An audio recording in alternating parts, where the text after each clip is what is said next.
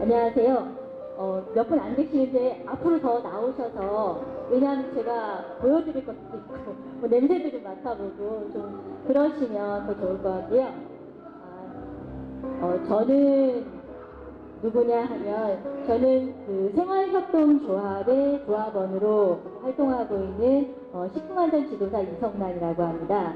제가 속해 있는 생활협동조합은 아이쿱 생활협동조합이고요. 소비자 생활협동조합이고, 여러분들께서 혹시 생협에 가입하신 혹시 생협조합분들 있으실까요? 아, 두 분이나 계시네요. 저 선생님께서는 반갑습니다. 예. 오늘 강연하는 주제는 뭐냐면 음식에 대한 이야기입니다. 예. 저는 주로 이제 아이들과, 그리고 저희 조합원들과, 그 다음에 저희 이제 지역사회나 혹은 학교에 있는 학부모들과 이제 많은 강연들을 했었는데요. 음식에 대해서는 저희가 주부가 정말 프로면 프로다 이렇게 생각할 수 있지만, 하지만 우리가 지금 현대사회에서 음식이 어떻게 만들어지고 우리가 먹고 있고 소비되고 있는지를 한꺼풀만 사실 벗겨본다면, 생각보다 우리가 음식에 대해서 굉장히 모르는 이면들이 많구나. 그리고 그게 왜 식품 어떤 산업이라고 하는 그런 커다란 부분을 차지하고 있는지, 그런 거를 알 수 있는 정보들이 많이 있습니다. 예, 그래서 오늘은 여기에 참여하신 우리 학부모님들과 음식에 대해서, 음식을 과연 우리 가족을 위해서 혹은 나를 위해서 어떤 기준을 가지고 선택을 하고 아이들에게 나는 무엇을 기준으로 이야기를 할 것인가 하는 그런 이야기를 주로 하겠습니다. 네. 혹시 여기 생각조합원들이 두 분 계신다고 그러신데 질문을 하겠습니다. 평소에 먹는 음식이 딱 이 식단이 맞으신가요? 이 식단을 중심으로 하지 않으시면 그럼 주로 어떤 식단을 만드시나요? 차려 먹지는 않으시고요. 이거는 그야말로 음식을 조리하는 과정에 힘을 쏟은 식단이잖아요. 그리고 이제 딱 봐도, 이거는 우리 엄마, 아버지가, 할아버지, 할머니가 드시던 전통 식단이다.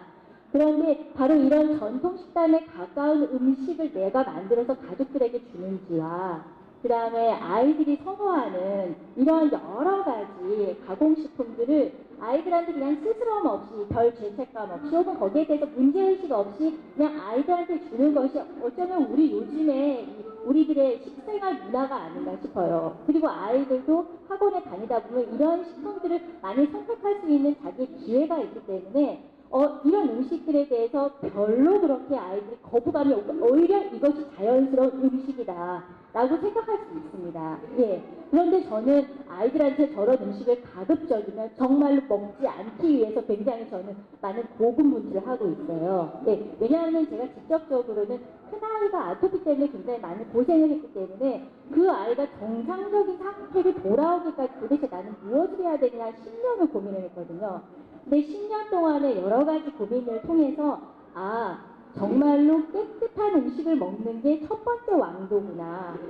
음식으로 병을 고칠 수는 없습니다. 저의 의견도 그렇고, 히포크라테스 음식으로 낫지 않는 병은 어떤 것도 나을 수 없다라고 해서 마치 음식이 약인 것처럼 얘기를 하지만, 저는 음식을 어떻게 정의하느냐면요, 우리 몸을 가장 자연스러운 0점의 상태를 만드는 그러한 원동력이 되는 게 음식이라고 생각합니다.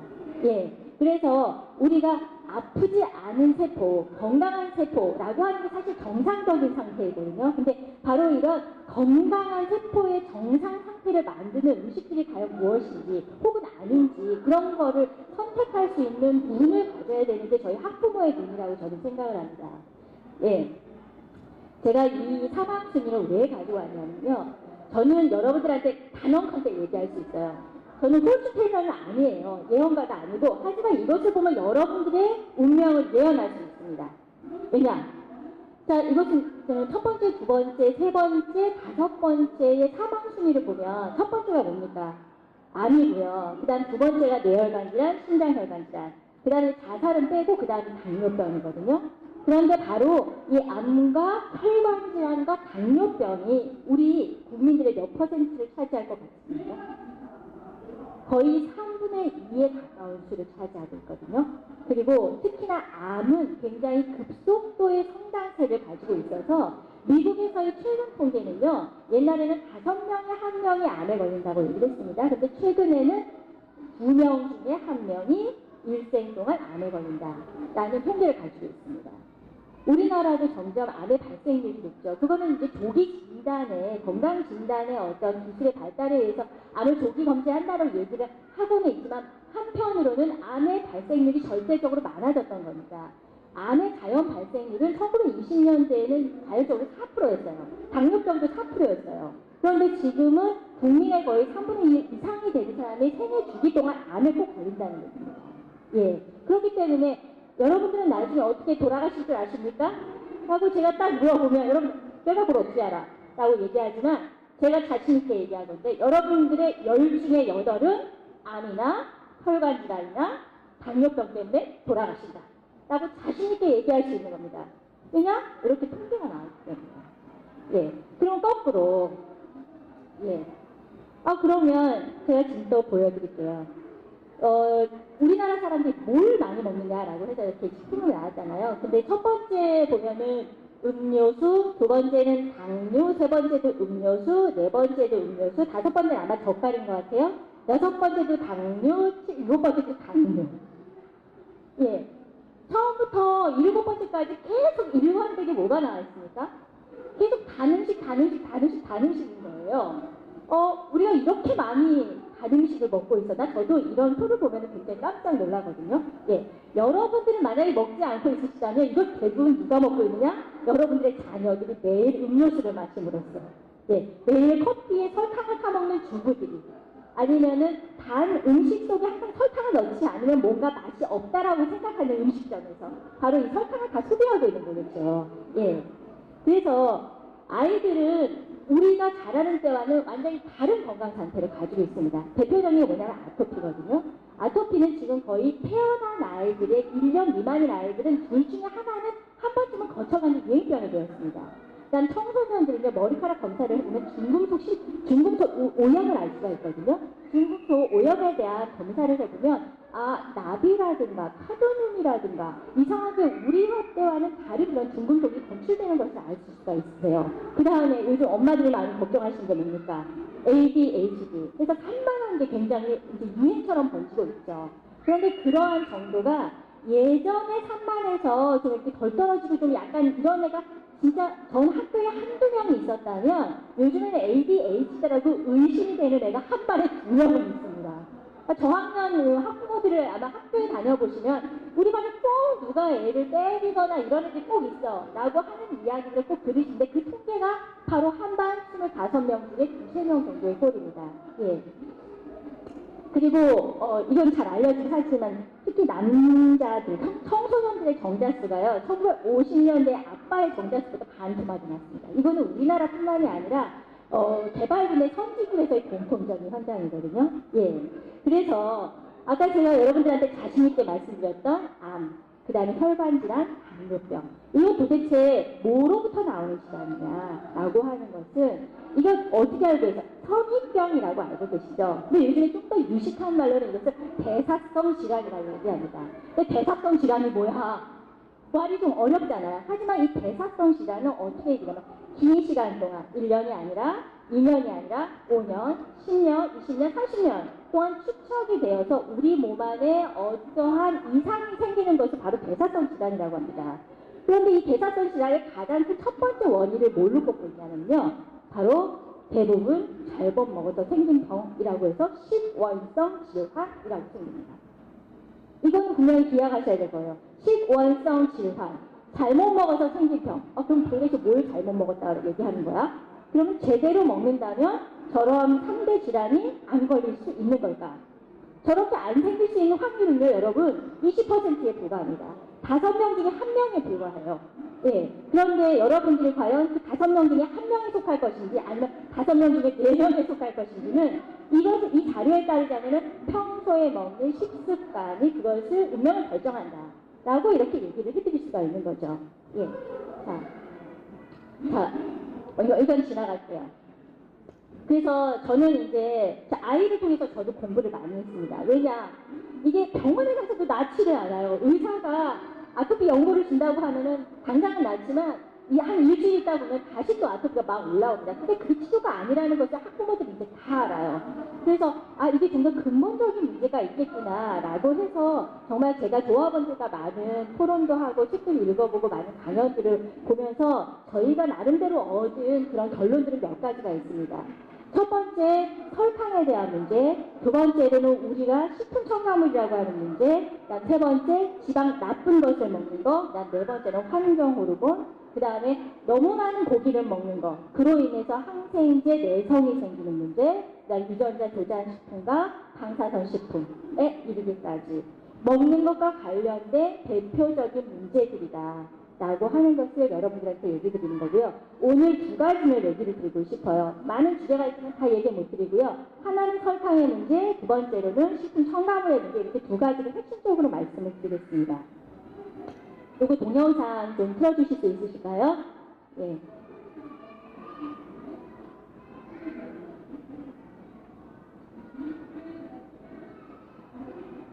이게 소리는 안 나옵니다. 근데 제가 이제 오픈소스라서 제가 가져온 자료인데요. 유튜브에 이렇게 찾아보면은 이모탈 햄버거 해가지고 나온 자료입니다.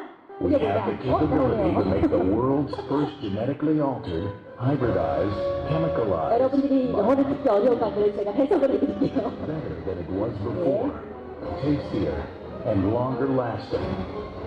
Introducing the Bionic Burger, the world's first immortal hamburger. 어떤 한 청년이 햄버거를 사려고 유명한 햄버거 가게에 갔어요. 미국에서 있었던 일입니다. 예. 그런데 몇 개를 사면 배가 고파서 두 개를 샀어요. 예. 두 개를 사서 일단 한 개를 먹었습니다. 그리고 나서 나머지 한 개는요, 주머니 속에 그냥 넣어버렸어요. 배가 안 고프니까. 예. 그리고 난 다음에 그 홀라당 까먹었죠. 얼마나 까먹었냐면은 하루도 아니고 이틀도 아니고 1년을 까먹었어요. 예. 1년이 지나고 난 다음에 그 옷을 다시 꺼내서 입어야 되잖아요. 그래서 그 옷을 딱 꺼내서 입었는데 주머니에 딱 뭐가 들은 겁니다. 그랬더니 1년 전에 샀던 햄버거가 딱 하고 나타났어요. 예. 근데 오 마이 갓. 햄버거가 1년 전 그 상태 그대로 있는 거예요. 예.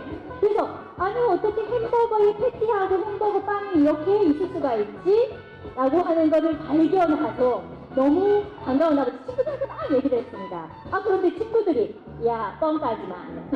그거는 너 거짓말하고 있는 거야. 아무도 믿어주지 않았습니다. 그래서 그때부터 상고에다가 햄버거를 수집을 하기 시작했어요. 하나만 수집하지 않았고요. 그 다음에 몇 년 동안 18년 동안 수집을 했습니다. 그래서 차곡차곡 수집을 해놨던데 이게 바로 그 실물 사진입니다. 네. 그래서 햄버거가 안 썩네. 18년 동안 모은 햄버거가 하나도 안 썩네. 라고 하는 사실을 알게 되어서 이 사람이 너무 놀래가지고 이런 동영상을 만들어서 유튜브에 올렸습니다. 네. 다음으로 넘겨주시고요.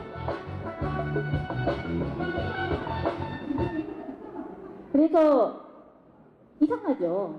정말 이상하죠. 우리도 같이 햄버거 먹는 입장에서 과연 우리 햄버거는 정말 괜찮을까?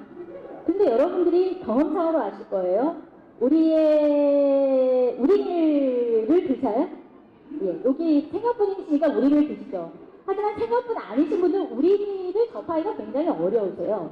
우리를 일부러 드시는 분 있으십니까? 근데 만약 수입밀이다. 그래서 CJ에서 나오는 밀가루를 딱 보관을 하면 혹시 CJ 밀가루가 썩는 거 보셨습니까? 혹은 CJ 밀가루 안에 이렇게 벌레가 날아다니거나 이렇게 바구니가 막 이렇게 기어다니는 거 보셨습니까? 그거 어떻게 되냐면은 개미를 놓으면 개미 죽습니다. 그 다음에 애벌레가 들어가잖아요. 애벌레가 죽습니다. 바구니가 들어가면 바구니가 죽어요. 예. 우리 밀은 거기에다 벌레가 생겨가지고 막 난리가 나거든요. 왜 그럴까? 못 때문에 그러겠죠. 예, 못 때문에 그렇죠. 예.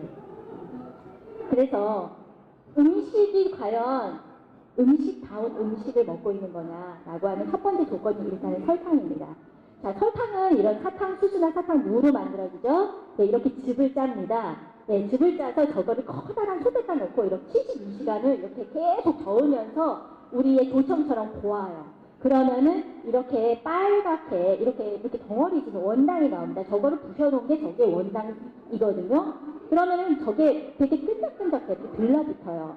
근데 여러분들이 흔히 보시는 설탕은 이런 설탕이시죠? 그런데 저거는 설탕이 이렇게 쫙 이렇게 흐릅니다. 그럼 여기에서 아까 본 원당과 가장 흡사한 원당은 어떤 거예요? 황색 설탕, 그쵸? 그리고 까만 설탕은? 까만 설탕 아니실 것 같아요? 그런데 여러분 죄송하지만은요, 이 중에서 가장 바람직한, 나름대로 바람직한 설탕은 하얀 설탕입니다. 왜냐? 황설탕을 어떻게 만드느냐면은, 그 하얀 설탕을 이렇게 볶으면 어떻게 됩니까? 갈변을 하죠. 우리 이렇게 볶기 할 때 보면은. 근데 살짝 볶은 게 황설탕이에요. 그러면 흑설탕은 어떻게 만드냐? 거기에다가 카라멜 색소를 샥 섞으면은 흑설탕이 되는 겁니다. 또 흑설탕 뒤에 뒷면에 딱 보시면은 원당 100%의 카라멜 색소 이렇게 써져 있으시거든요. 그건 못 보셨죠, 여러분? 네, 그래서 이왕이면 여러분들께서 건강을 위해서 만약에 설탕이 원당이 없이 적어 있다, 그럼 차라리 하얀 설탕 드시라 이겁니다. 예. 한 번 더 가공 과정을 거친 음식은 더 좋지 않거든요. 예, 그렇습니다.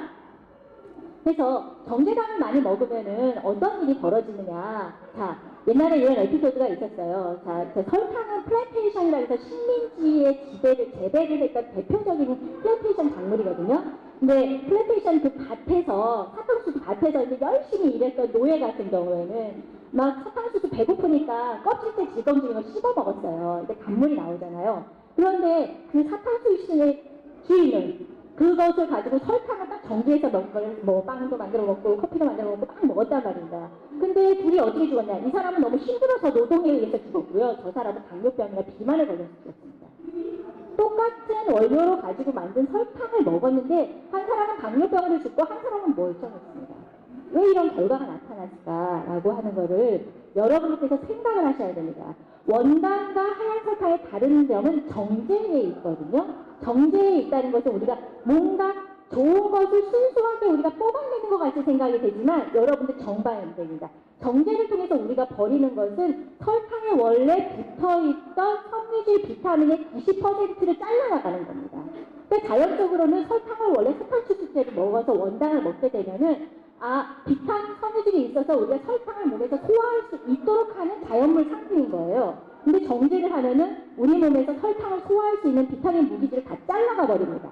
그래서 결과적으로는 설탕을 소화하기 위해서는 비타민 무기질이 필요하거든요. 그럼 비타민과 무기질이 제일 많은 데가 어디냐?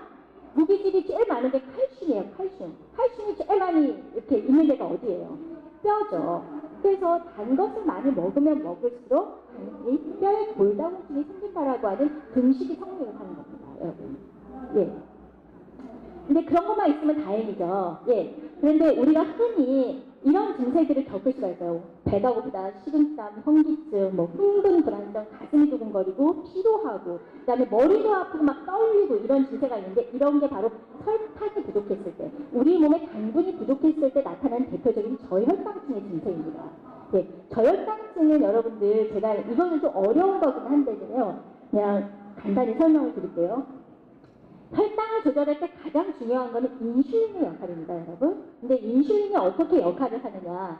자, 위에 췌장에서 인슐린이 딱 나오는데 원래 정상혈당. 그러니까 보통의 밥을 먹으면 이게 이렇게 밥이 피로 딱 들어오잖아요. 이게 가운데가 여기가 혈관입니다.